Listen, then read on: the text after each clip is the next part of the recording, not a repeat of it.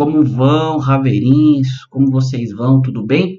Vamos fazer aqui a leitura da nossa quinta parte da porção de Bamidbar, tá? No deserto. Estamos aqui no capítulo 3, no versículo hoje 14 do livro de Bamidbar, números em português, tá? O versículo 14 ele diz assim, ó: Vai da Bel Hashem el Moshe Bamidbar Sinai Lemo, ou seja, falou Deus a Moisés no Sinai para ele dizer, né? Pecode et bene Levi leviti avotam lemisperrotan kozahal mi ben rodesh vamalá tifekdem. Ou seja, Deus falou para Moisés assim: faça uma apuração, tá? Faça uma apuração dos descendentes de Levi, todo aquele de acordo com sua casa paterna. Você vai contar, tá? Vai contar todo varão a partir de 1 mês de idade. Então, o que nós entendemos aqui? Deus falou para Moisés assim: vá em todas as tendas, né? Faça uma apuração dos descendentes de Levi, todo aquele de acordo com sua casa paterna. E ele vai pegar cada criança a partir de 1 mês de idade, tá? Então, nós podemos analisar aqui o seguinte já no primeiro versículo, tá bom? A análise que podemos fazer é que Deus pediu para Moisés contar toda criança a partir de 1 mês da tribo de Levi, tá? Nós sabemos aqui que a tribo de Levi, na verdade, era os filhos de Jacó, tá? Que vieram do que? De Levi. E Levi, ele teve ali 3 filhos, tá? Gerson, Querate e Merari. Deles vieram toda a descendência dos levitas, tá bom? Vamos analisar, continuar lendo o texto aqui e nós nos aprofundamos. O versículo 16, antes disso, eu vou fazer uma leitura aqui do comentário de Rashi que eu acho interessante passar aqui para vocês. Rashi, ele comenta assim, ó, tá? O versículo 16 mesmo. Moshe contou de acordo com a palavra de Deus, conforme ele tinha sido instruído, tá? Aí a Irache ele traz um assunto interessante aqui. Ele fala assim, ó: Moshe disse a Deus: como eu posso entrar em suas tendas para saber o número de seus bebês? Deus respondeu: faça a sua parte e eu farei a minha parte. Moshe ia e parava na entrada de cada tenda e a presença divina o precedia, ou seja, a Shekinah de Deus ia na frente de Moshe. E o que ela fazia? Então uma voz celestial saía da tenda dizendo: há tantos e tantos bebês nessa tenda. A Irache ele traz aqui justamente isso. É por isso que o versículo ele fala assim, que de acordo com a palavra de Deus, ou seja, que ocorreu a contagem de acordo com a palavra de Deus, tá? Porque imagine você ir em cada tenda dali da tribo de Levi para saber quantas crianças tinham com a idade de 1 mês. Quanto tempo isso demoraria? Então, a presença de Deus ia na frente de Moisés, ia na porta da tenda, Moisés ficava ali e Deus fazia a apuração e já trazia para Moshe o resultado. Por isso, diz o texto que foi tudo feito conforme a palavra de Deus. Este era os nomes, agora vem aqui as contagens dos nomes das famílias de Levi. Gerson, Kehat e Merari, tá? Vamos fazer aqui a soma, depois nós tratamos sobre esse assunto. Estes eram os nomes dos filhos de Levi: Gershon, Kehat e Merari. Estes eram os nomes dos filhos de Gerson, para suas famílias: Livni e Shimi. E os filhos de Kehat para suas famílias: Amram, Itzhá, Hebron e Uziel. E os filhos de Merari pelas suas famílias: Malchi e Mushi. Estas são as famílias de Levi segundo as casas de seus pais, tá? Segundo a contagem ali. Versículo 21 diz assim: de Gershon, a família de Livni, e a família de Shimini, pois estas eram as famílias dos Gersonitas. Contanto, todo varão com 1 mês ou mais foram apurados 7.500 crianças, tá? Com mais de 1 mês ali. A família de Gersonita acamparia atrás do tabernáculo a oeste. O líder da casa paterna dos Gersonitas era Eliasaf, filho de Lael. A tarefa dos descendentes de Gerson, envolvendo a tenda da reunião, era o tabernáculo, a tenda, sua coberta e a cortina da entrada da tenda da reunião. Então vamos lá. Começa a se fazer uma soma aqui da família dos 3 filhos de Levi, Gershon, Kehat e Merari. Tira-se essa apuração e vem a Torá e fala assim qual era a função deles ali referente ao tabernáculo. A família de Gershon, ele era responsável por toda a tenda da reunião, que envolvia o quê? As suas cortinas, as suas coberturas, tá? Tanto as internas como as externas, e da entrada da tenda da reunião. As cortinas, versículo 26, a cortina dos pátios, a tela na entrada do pátio, que é em torno do tabernáculo, aquela que vinha em volta do tabernáculo que fazia do pátio, e o altar, as suas cordas, bem como todo o trabalho envolvendo a contagem, com todo o trabalho envolvido, né? Com todo o trabalho envolvido. Então, essa era a obrigação dos Levi, da família de Gershon, tá? Cuidar de toda a parte ali que se envolvia os tecidos, as cortinas, inclusive aquela cortina que separava o Santo dos Santos e toda aquela tela que tinha em volta ali que fazia justamente o pátio dentro do Mishkan, tá? Versículo 27. Kehat inclui a família de Anami, a família de Tzari, a família de Hebroni e a família de Ozieli. Todos eram as famílias de Kehat. O número de todos os homens da idade do mês para cima somou-se 8.600. Então era um pouquinho mais aqui do que a família de Gerson, né, que era 7.500. Os guardiões da carga do santo, ou seja, a família dos descendentes de Kehat, acamparam no lado sul do tabernáculo, tá? O líder da casa paterna da família de Kehat era Elistassafã, filho de Eluziel. O encargo deles era, qual que era o encargo da família aqui de Kehat, tá? A arca, a mesa, a menorá, os altares, os utensílios sagrados para esses, a cortina e todo o trabalho associado a esses itens. Os dirigentes dos líderes levitas será Elazar, filho de Aharon, o sacerdote. Ele nomeará os guardiões dos deveres sagrados. Então a família de Kehat aqui, eles estavam obrigados ali com os utensílios dos santos. Os utensílios dentro do tabernáculo. A arca, a menorá, tá? O misbé ali, aquele altar que tinha de ouro, tá bom?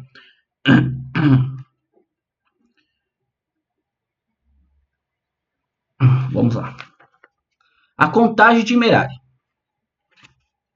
Merari inclui o quê? A família de Malhi e as famílias de Mushi, pois essas eram a família de Merari. A apuração deles, contando cada varão com um mês ou mais, foi de 6.200. Esse aqui é o menor, né, dos 3 aqui. O líder da casa paterna das famílias de Merari era Tsuriel, filho de Avihail, Eles acamparam no lado norte do tabernáculo. A tarefa indicada para os descendentes de Merari era cuidar das vigas, pilares e bases do tabernáculo, tá? Todos seus utensílios e tarefas associadas, assim como os pilares, bases, estacas e cordas do átrio em torno. Então nós vemos aqui que a Torá, ela traz uma lista das tarefas dos filhos de Levi, Gershon, Kehat e Merari. Você vai cuidar de tudo que envolvia as cortinas, do tabernáculo, do Mishkan aqui. Kehat vai cuidar o quê? Dos utensílios sagrados, o menorá, o altar ali, a arca. Já o Merari, você vai cuidar o quê? Das partes que fazia todo a suporte do Mishkan. Todas as partes das vigas, as madeiras, essas bases dos utensílios que suportavam ali tudo, tá? Eu vou terminar de ler aqui para nós adentrarmos sobre o verdadeiro assunto que eu queria tratar dentro dessa porção que ela nos ensina, tá? E essa porção ela vai nos trazer uma mensagem justamente desse versículo que eu vou ler agora, tá? E diz assim: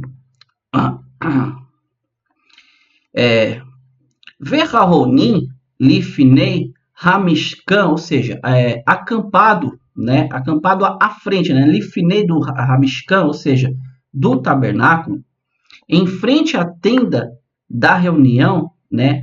Lifnei, ou seja, Mishkan, estava o quê? El Moed, a tenda da reunião. A leste estavam Moshe e Aharon e seus filhos, que são os guardiões dos deveres do santuário, os deveres dos filhos de Israel. Qualquer pessoa não autorizada que se aproximasse seria morta. Então, o versículo 30 e 38 aqui, desculpa, ele fala assim. Se não me engano, eu falei 36, né? 38 fala que em frente ao tabernáculo ali, o leste, estava quem? Moshe, Aharon e seus filhos. Tá? Eleazar e Itamar, que são os guardiões dos deveres do santuário. Vamos terminar aqui, a gente já adentra sobre esse assunto aqui. O total da apuração dos levitas, varões com um mês ou mais, cuja linhagem familiar foi verificada, contada por Moshe e Aharon, Moisés e Arão, pela palavra de Deus, foi de 22 mil. Tá? E aqui nós terminamos a nossa quinta parte. O que eu quero trazer dessa mensagem aqui, bem importante, que está justamente no versículo 38 que nós lemos. Aí eu pergunto para você, qual a necessidade da Torá de falar aonde estava acampado justamente Moshe e Aharon, no caso a sua tenda, e os seus familiares ali? Nós vemos aqui na porção de ontem que nós trouxemos ali, né? Cada acampamento de cada uma das 12 tribos. Existiam as 12 tribos, elas foram divididas em 3, né? E deu em 4 partes ali, ou seja, 4 partes do acampamento, total de 12. Nós explicamos tanto literalmente o que era, o porquê desse acampamento, dessa colocação de cada tribo, por vir da parte de Deus. E agora, novamente, a Torá nos fala aonde estava acampado Moshe e Aharon. Tá? Rashi, ele traz um comentário interessante aqui, que é a mensagem que eu quero trazer para vocês. Ele fala assim, ó. Moshe ve Aharon Uvanav, ou seja, Moshe, Aharon e os seus filhos ali, né? Perto deles ficava a divisão do acampamento de Yehudá, ao lado do qual acampavam as tribos de Zahá e Zebulon. Lembra que nós falamos que a tribo de Yehudá, Zahá e Zebulon, elas estavam a leste, elas eram as primeiras a sair, a marchar, por delas pois dessa tribo tinha os príncipes, né, que sairiam da tribo de Yehudá, e tinha Zahá e Zebulon que cuidavam ali da Torá e tinha toda aquela questão do futuro de Israel. Tá? Irash continua. Como se diz? Bom para o justo e bom para o seu vizinho, uma vez que eram vizinhos de Moshe que se dedicavam ao estudo da Torá. Eles também se tornaram grandes estudiosos da Torá, como está dito. Yehudá é o meu legislador. Isso aqui quem disse foi justamente o Salmo 60, versículo 9. E dos filhos de Zahá, aqueles que tinham compreensão dos tempos, tá? Tá lá no livro de Crônicas, no 1 Crônica, capítulo 12, versículo 13, tá bom? Sobre aqui que nós queremos fechar esse assunto. A importância, tá? A Torá aqui, ela nos traz toda a definição do acampamento de Israel quando eles acampavam.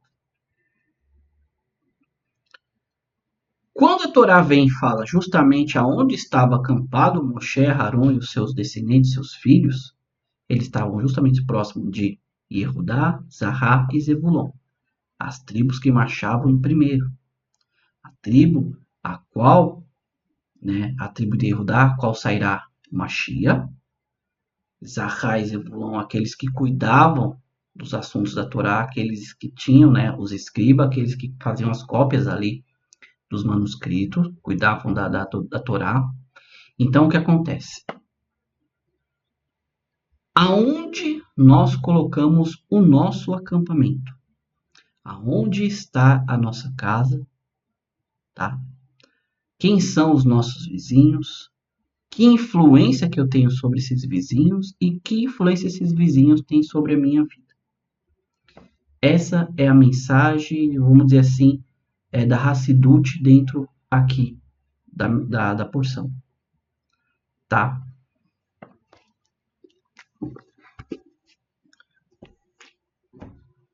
Nós vemos aqui no comentário de Rashi que justamente a tribo de Yehudá, Zahá e Zebulon, eles foram influenciados, pois estavam perto de quem? De nada mais, nada menos de Moshe e Aharon. Então a influência deles estarem perto os tornou grandes tribos que cuidavam justamente da parte, vamos dizer assim, mais principal do judaísmo. Da onde virá a tribo, da tribo que virá a Machia, de Yehudá, da tribo de Judá, e aqueles que cuidavam de copiar as escrituras, a lei de Deus, que foi dada a Moshe. A influência de Moshe sobre eles foram muito grande, tá? Eu poderia aqui pegar cada tribo, cada acampamento ali que nós falamos ontem, falar quem estava perto de quem e qual a influência que deveria cada um ter através aqui um pouquinho da questão da Cabala, né? Porque nós falamos ali que cada tribo também tinha alguma coisa a ver com justamente Hesed, Tiferet, Gevurah e Malhut, que são os 4 ali atributos principais ali vindo da da árvore da vida, da Cabala, tá? Sendo que Malhut era o mais baixo o nível, tá? Porém, não deixa de ser um alto nível de todo jeito. Eu não vou adentrar sobre essa questão de Cabala aqui, que é um outro assunto totalmente muito mais profundo. Teria que saber o significado de cada Sefirá aqui, explicar cada um, teria que fazer um vídeo, na verdade, explicando cada uma das Sefirá. Para depois nós adentrarmos toda essa questão e você entender o que acontece, quem está do lado de um, do lado de outro, tá? Mas vamos nos focar aqui só para nós terminarmos sobre a questão de Moshe, Aharon estarem acampado próximo à tribo de Yehudá, Zahar e Zebulon. Aonde que nós estamos? Aonde que nós colocamos a nossa tenda? Tá? Eu não quero trazer a questão física aqui. Ah, eu posso ser uma pessoa que cumpre os mandamentos de Deus, pois eu posso estar num lugar ruim, posso estar num bairro ruim, as minhas influências não podem ser boas, tá? Mas eu quero tratar aqui justamente do que? Do nosso tabernáculo, do nosso mexicano.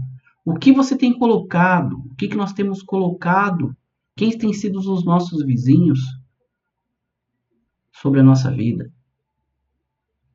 Quem tem sido as nossas influências? Eu vou usar termos aqui que eu só uso, tá? Eu não conheço porque quem me conhece sabe que eu não assisto televisão, não perco meu tempo muito com televisão, né? Não tem nem antena na televisão para você ter ideia.